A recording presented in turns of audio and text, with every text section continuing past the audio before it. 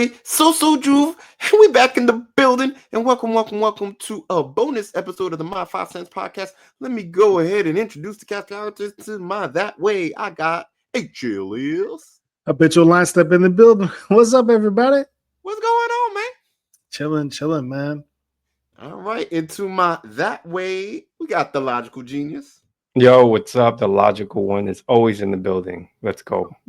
Let's do it. And this is a bonus episode of the My 5 Cents podcast, in which we entitle it Our 5 Cents of Last Week, or is it My 5 Cents of Last Week? Either way, we're talking about the 5 topics that were hitting the news for the last week, and we base our opinion on it. And kick us off at number 5, HLS. Sad news. Earlier this week, D'Angelo, the Grammy-winning R&B singer, best known for hits as Lady, Brown Sugar, and the famous one all the women love, untitled How Does It Feel, has died. He passed away after battling pancreatic cancer, and he was just 51 years old. So RIP to D'Angelo and all of his fans and family. Guys, what are your thoughts? I mean, are you guys getting checked for your health screenings? Are you shocked by this news? It's always shocking when you hear, someone's death, but I feel like it's crazy. Like 50 seems to be like the magic number for celebrities, right? DMX was 50, wasn't he? I think he's around that. He's around that age. And was Michael Jackson in his 50s? Yeah, Prince, good call. Prince, right? Yeah. I think Prince was in his 50s. So 50 seems to be a crazy number for celebrities. It's always sad to hear. I've always wondered, like D'Angelo, a lot of artists, where did they go? Because he kind of just disappeared, and he kind of disappeared at his peak, for a long time. I'm sure they had reasons for that, but and he disappeared a long time ago. I'm assuming it was before any of these, this diagnosis that he had. But it's always sad to hear. Yeah. Well, this it just hits on so many levels, but pancreatic cancer seems to be no joke, and it's a quick one. So yeah, definitely got to be up on your health screenings. But D'Angelo's legacy, there's two things for me. One is that Untitled, and maybe we should do an Untitled challenge where we just pose ourselves in black and white video and just show the ladies what the My 5 Cents have. I think we should do that. Nobody wants to see that. Nobody wants to see that. I think that's a great tribute to D'Angelo. And then the other piece is Brown Sugar. It just reminds me of summertime and that black Saturn that HLS used to drive. It is just want some of your brown sugar. And that's all. That's when I hear that song, I think of that memory. Summertime, HLS's Saturn. You know what's so funny about that? I used to whip that Saturn around. Oh, yeah, you did. The Saturn. But I remember I had that car when I was in college, and I was dating a young lady named Selena.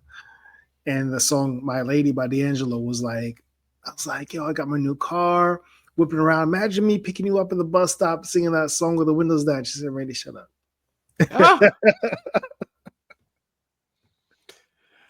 Oh, well. Number 4. We're keeping it with some solemn news here, and that is that Diane Keaton, the actress, passed away this past week in California at the age of 79.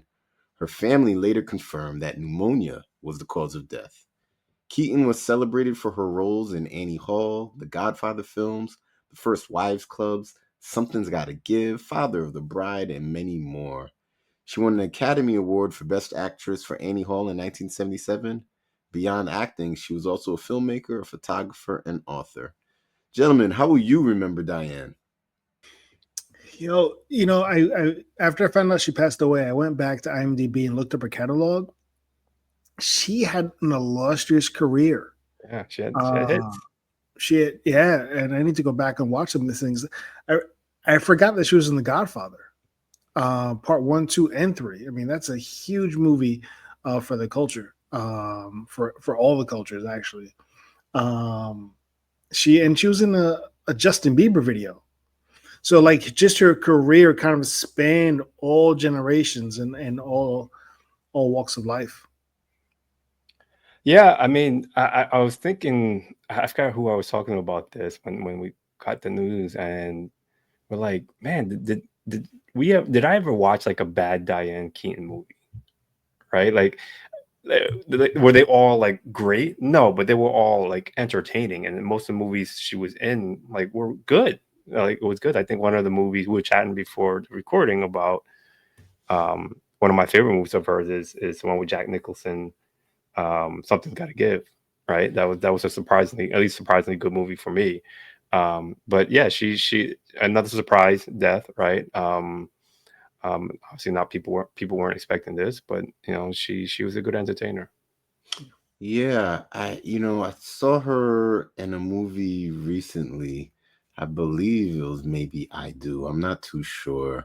But seeing her in, I guess, this golden age there with the gray hair, the silver hair, and I kind of was like, wow, still got a chubby for Diane Keaton. I'm not even gonna lie to you. I really do. Um, so to hear this was a little bit surprising and jarring because it seemed like she had so much energy still left to give. So quite unfortunate that Yeah. that transpired. But what do we got at number three? So at number three, fellas, politicians love being in the news, for better or worse. They just love being in the news and creating headlines.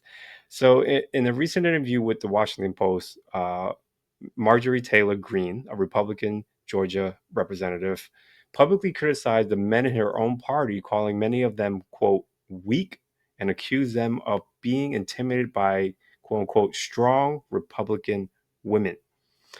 Green argued that GOP leaders in Congress, especially men, aren't being bold enough in advancing its agenda, even going so far as to side with the Democrats on healthcare, uh, to enforce actions amid the ongoing government shutdown. Green also has been pushing for further transparency related to the convicted sex offender Jeffrey Epstein. She has pushed for the U.S. Justice Department to release all of its files detailing its handling of the Epstein case before his death in 2019.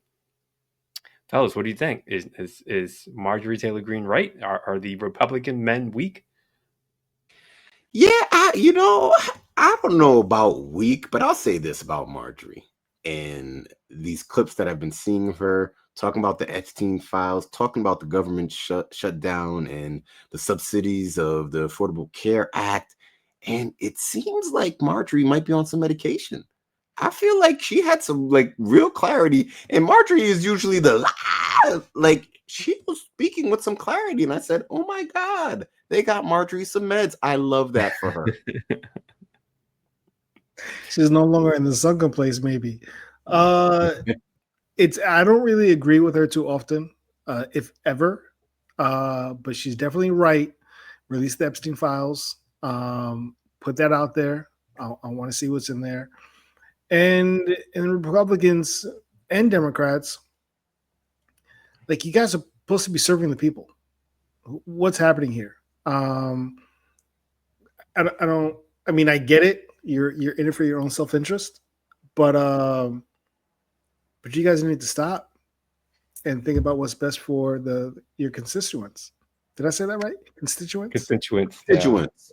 yeah. I don't know about that. I don't think Republicans, politicians in general are necessarily about whether you're a Republican, Democrat, or Independent, or some other party. Like, I feel like a lot of them have their own agendas. I don't think they're necessarily there to serve the people. Maybe they started that way, but like if you've been in the system for a long time, I think you just learn how to work things and work in the shadows and kind of get things done for your purpose. Because everyone, at the end of the day, they want things for themselves, right? They want to progress in their careers. They want to make more money, and there's nothing wrong with that. So, um, but I feel like Green's doing a Trump with her own party, right? So Trump used to call out, Democrats saying they're weak and they're soft and all of that, and she's pulling the same thing within her own political party, um, which is interesting because then, whether you are Republican or Democrat or somewhere in the middle, whether you agree with that side or the other side or not, like if she's saying something that you agree with, but like, would you still side with her, or is it just because you're so far against her that you wouldn't, like the Epstein thing? Like, I 100% agree. Release the files. Like, why Release why it. hide them? Release them. But some people may not still not agree with her just because she's a Republican, right? Because they hate her that much or hate the party that much. But It's funny that she's going after and calling them weak, and she's using a Trump tactic to go after her own party. Well, we got at number 2, HLS. This one, oh man, I'm curious to hear your thoughts. So, friend of the show, at least in my head, Kim Kardashian. You're not a friend of Kim. I'm a friend of Kim. Superstar Kim. Put some respect on her name. So, she has her own brand, her own, brand of Skims. Yeah. And she dropped a new product, which is a thong. These thongs that she recently dropped, it's not just any thong. It's a micro string thong outfitted with fake pubic hair. Comes in a variety of textures, a variety of colors, and then calling it the ultimate bush. Believe it or not, this thing sold out and sparked a flurry of reactions online. Some saying, "Oh, I appreciate the boldness." Others calling it confusing and unnecessary. Fellas, are you here for a fake frontal thong? Oh, like sometimes when you put on underwear backwards, you don't realize it. Like, I wonder what that situation would be if you're putting on backwards and you just don't forget and you put the thong, and then the pubic hair is like on the back side as opposed to the front side. But I believe it. You know why? Because one, I think it's Kim Kardashian, that she has a hardcore fan base, and that they'll listen to her, hang on to every single word that she has, and support her. Two is one of those things that it's just so far fetched, like people want to get it, right? Because it's so like gimmicky. So it's and I remember when the Skim store opened up in my local mall here in Jersey, Paramus, there was a line like of people just waiting just to get in, and I'm like, what the heck for Skims? But hey, she's continuing to do her thing. Oh man, this almost reminds me of a time when it was a young So-So and a young logical genius, and we used to be outside. And the place that we were outside was Quinnipiac. That's where we'd be at. Where we'd be at. And there was someone that had my heart at that time. We'll just call her Helen of Troy. And Helen of Troy, I guess, just didn't believe in the razor. And I found myself like Tarzan, George of the Jungle, just the Lion King. The Lion King. The Lion King. Actually, that's exactly what happened. That was the theme, though. I'll probably be way too descriptive, but that's exactly what happened. I went to release the underwear. And if you remember the intro song to Lion King, birds flying. Birds were flying. I was all up in the jungle. I flossing my teeth. I mean, and I think that's there might be an angle for it. There might be people that really enjoy themselves a nice bush. So, I mean, Kim has already created this industry, $1 billion. What am I to say? Who am I to say? Just have your Lion King music ready. Who are these thongs for? Right? It's one of those things that I never really fully understand. Women who shave, are you shaving for yourself or are you shaving for your partner? And if you want hair, is it for yourself, for your partner? Why don't you just grow it instead of buying underwear to show that you have hair? Just grow it out. Am I oversimplifying it? It's the best of both worlds, HLS. Like, think about it. Men have fake bow tie, clip-on ties, right? Yes, we do. It achieves the purpose, but it's low maintenance. That's why the logical genius. That makes sense. Oh, goodness. And what doesn't make sense is this next piece. So, Donald Trump, back in the news. He was in Time magazine, in which this is the cover of the Time magazine. And President was not too happy about this at all. He called it the worst picture ever. So I said to myself, yeah, that might not be the best angle, but this is the worst picture ever. So it had me go down the rabbit hole. So I present to you the bonus to the bonus, our 5 cents on the worst Donald Trump photos. Now, when I put these photos up, I want you gentlemen to please name the photo. What are you going to call this photo right here? So coming in Oh, we're meaning it. at Okay. number 5. What do we call this, gentlemen? This is I think orange I the think I drought. sharded. It's like I think I sharded and I smell it. I think I shot it and I smell it. I like that. Okay, let's come in at number 4. Oh, I don't want to say what this looks like to me. I don't want to do it. You don't want to do it? I don't want to do it. I You don't don't want want to to do do it. it? I You feel know like what? it should be. Go ahead. So I was gonna say, rest in peace, D'Angelo. Let's call this one Untitled. Good one. Good one. All right, coming in at number 3.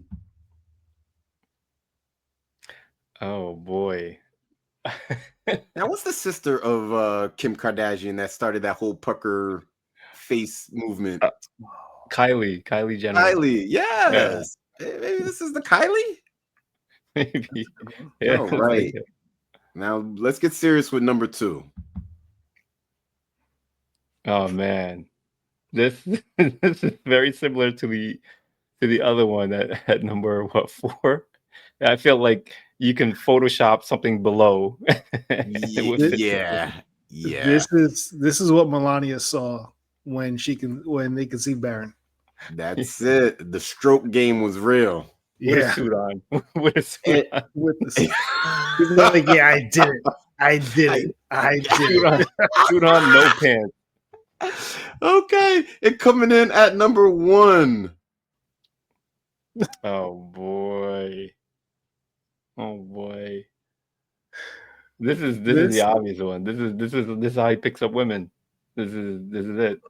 He looks at them and just sticks his tongue out. This one is pass me the corn dog. Oh, no, not the corn dog. Oh, gosh. Well, I don't know what else to say at that point. But until next week, this is our 5 cents.